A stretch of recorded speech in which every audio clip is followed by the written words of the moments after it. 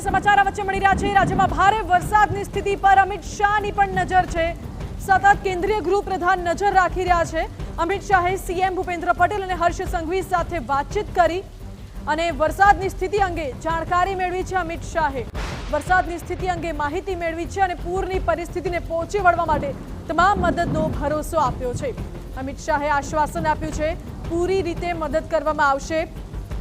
સાથે જ કોઈ પણ વિસ્તારમાં કોઈ પણ જગ્યાએ કોઈ કપરી પરિસ્થિતિ ન સર્જાય તેની પણ તકેદારી રાખવાની સૂચના આપી છે। વધુ જાણકારી આપી રહ્યા છે સંવાદદાતા કિંજલ। જે કિંજલ, અમિત શાહ સતત પરિસ્થિતિ પર નજર રાખી રહ્યા છે, મુખ્યમંત્રી અને ગૃહ પ્રધાન સાથે પણ વાતચીત કરી છે, શું વિગતો?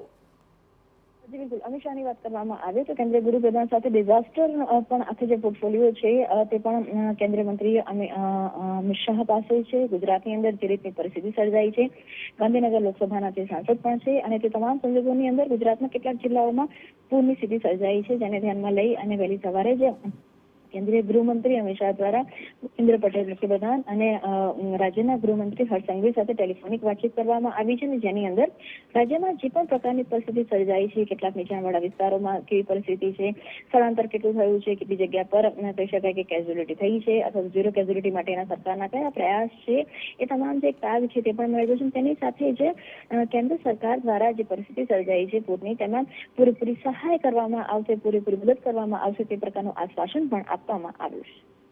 જી કિંજલ, આભાર આપનો।